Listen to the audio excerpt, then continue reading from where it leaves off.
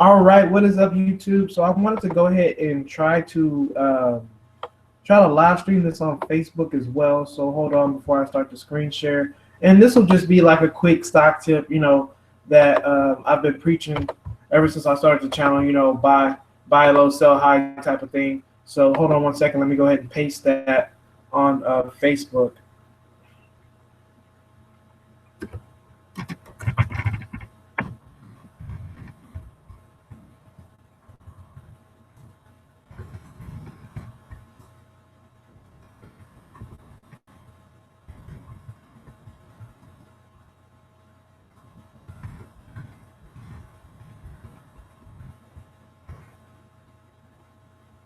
Okay, went ahead and posted that.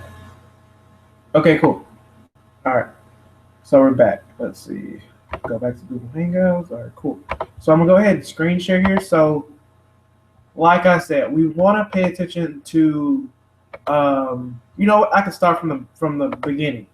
So when you want to invest or trade, we want to look for credible brokers. We want to make sure that that broker might charge a free commission, or that broker might charge a commission.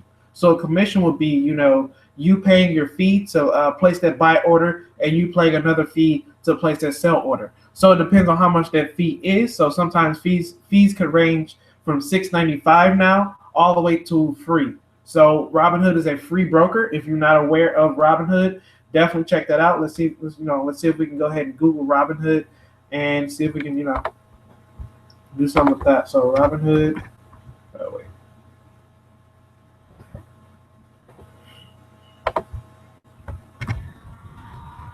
Robinhood.com.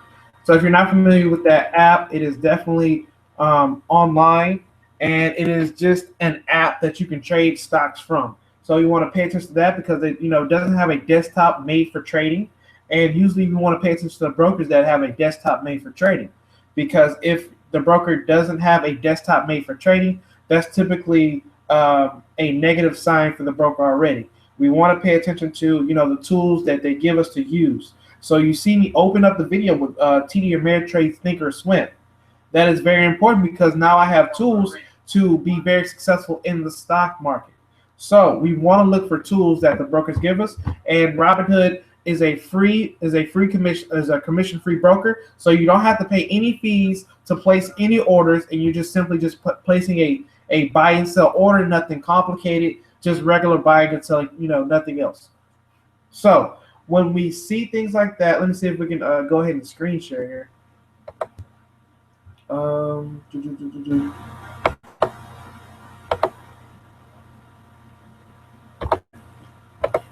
Okay, so now we're back. Okay, so we see Robinhood definitely free. They say stop paying up to $10 a trade, but as we know, brokers are lowering their commission costs, so this definitely might have to be changed. So this is one broker. So let's see if we can go to another. Let's see TD Ameritrade. Let's see what they charge. And like I said, this is just a fee that you pay to put your order in. Robinhood definitely doesn't charge a fee, but also when Robinhood doesn't charge a fee, you kind of trade off your customer service level. So there's a high customer service level when you're dealing with the stock market. You want to be able to call in to your broker and not have any problems, but not be put on wait for over 15 minutes and maybe up to 2 hours. And this has happened with Robinhood because you're paying, you're not paying for any commissions. You're just paying for free. You're not paying for anything really. So it's just free trading going around, and you cannot expect a high level of customer service when the brokers are not getting paid, to place orders. So we see TD Ameritrade. I know they have lowered their cost. This was a $10 to buy and sell type of broker here. I know they charge $6.95. I know it's the last time I checked. Let's see if we can look up for the pricing. So stock should definitely have pricing that you want to look up, so that way you'll be able to compare the brokers. But honestly, if you're worried about commission costs, I suggest you save up, or you can probably trade with a Robinhood. But when you trade with Robinhood, like I said, you kind of trade off, the high customer level of service. So we see $6.95 a trade. This is definitely lower than they were charging. We can go to E-Trade. We're just checking out different brokers. We want to price in different brokers, so that way, when you decide to open up an account, you already know which way to go. So you want to say, okay, I'm gonna have 1,000 plus. I want to open up an account with.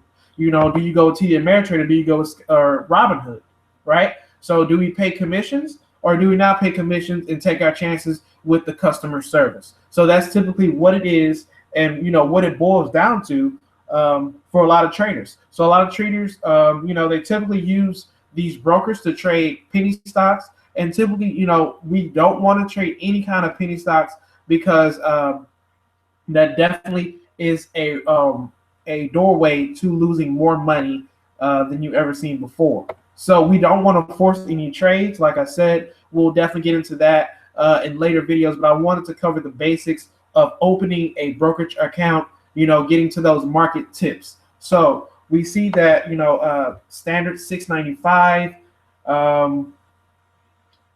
$4.95. Okay. If you trade more than 30 times in a quarter, you get that $4.95 pricing. But if you're looking to invest, you're gonna have to pay that $2 premium, which is that $6.95. Now, if you're worried about, like I said, if you're worried about commission costs, definitely check out Robinhood. But you want to pay attention that you're trading away, really good customer service. So let's check out Interactive Brokers, and these, this broker right here definitely requires you to have a certain level that you must open up. So I think it's maybe around $2,000 or $2,000 or more. So we're going to check out the commissions. The commissions are very cheap. So the commissions are, let's see, the commissions are $1, and we have E-Trade, we have Fidelity. This saves me some time. So as we can see, we have all the brokers commissions compared to Interactive Brokers, but we're going to see that minimum requirement for the account. So we see TD Ameritrade, we see Vanguard, and we see Fidelity. So we see, the pricing is getting lower because a lot of people are starting to, back off of paying, those high commission costs, and they're starting to look elsewhere at lower commission costs. So let's see the required minimums. We must pay attention to a required minimum. We don't want to, jump into a brokerage account, and next thing you know, they're asking for $10,000 to keep the account open, right? We want to pay attention to what's really going on. So we see right here, individual account required deposit up to $10,000, right? If you're 25 years or younger, you can keep just about $3,000 in your account, and they'll keep it open. We see 25 or younger, we can keep $3,000 in our account, and they'll keep it open for us. But once we get, up past 25 years of age, we have to get our account balance up. So we have to make it for that seven grand gap there. So that's pretty much it for that. Let's go back to placing a buy and sell order. So like I said, we'll just cover the basics for now. All right.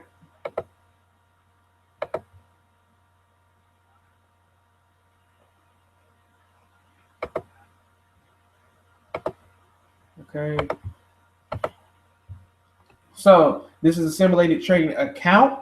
So typically with this account, just fake money being traded around, and you've seen me trade before, and you see what happens when we're patient, and when we're patient in the market, and when we trust our indicators.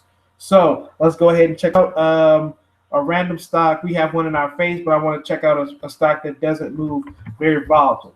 So this is a gold index or gold ETF, excuse me. So we see a bottom right here. This is a more perfect bottom. Let me see. Let me go ahead and remove that line, remove drawing, place a perfect bottom right here. We want to get that. We want to get that pricing exact, so that way we'll get our money exact, to be honest, right? Because we don't want to lose out any money just because we were lazy on the charts.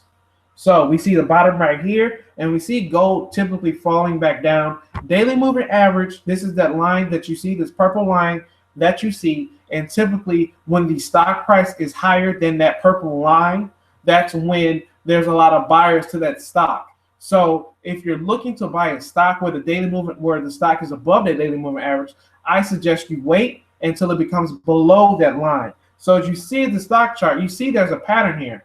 When it becomes above the line, it goes down, but when it's below the line, it goes back up, and so on and so on. And this is typically how stocks trade, right? The daily moving average is just the average price of the stock, and it just tells you where the stock should be, in a couple of days, or it's just an average price of specific price points at different times. So let's see what else we can look at here. This is a stock that I'm in right now. As you see, took a huge dip, and this is what we call a gap down. We see that there's just a huge gap right here, and what happens when stocks typically gap down? That leaves room for you to go ahead and buy, but I don't want to say you buy when the stock gaps down. We want to wait until the stock can actually calm down and present a buying opportunity.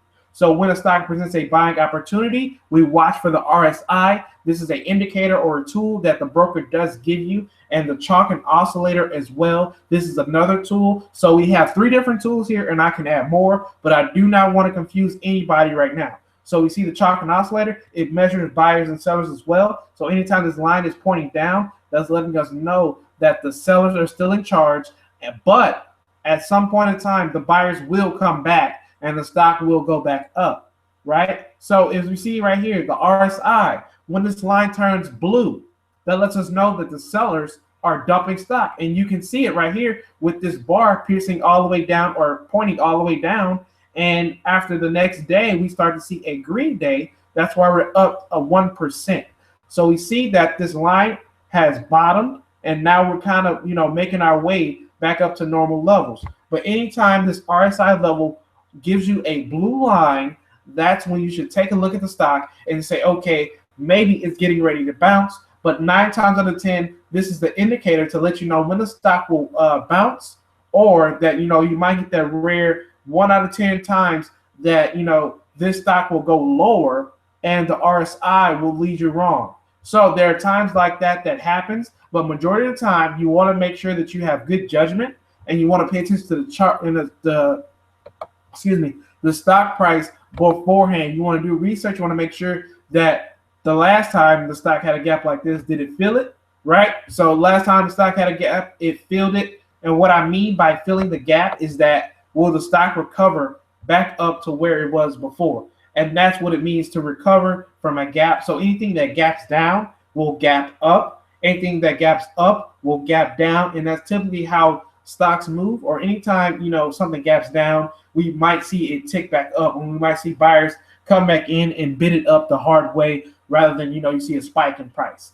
But that's all I have for you guys. I definitely want to, get the basics out of the way. Like I said, I was streaming on Facebook as well for people that were joining in, to watch the stock market tips. But these are just quick basic tips that you need to know when you want to trade stocks. You want to understand when to buy, when to sell. The RSI, the relative strength index.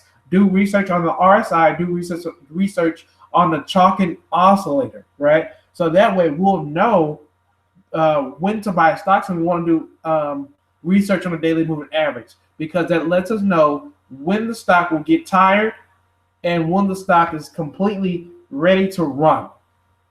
So that's all I have for you guys. I'll definitely bring back more videos for you. So take care.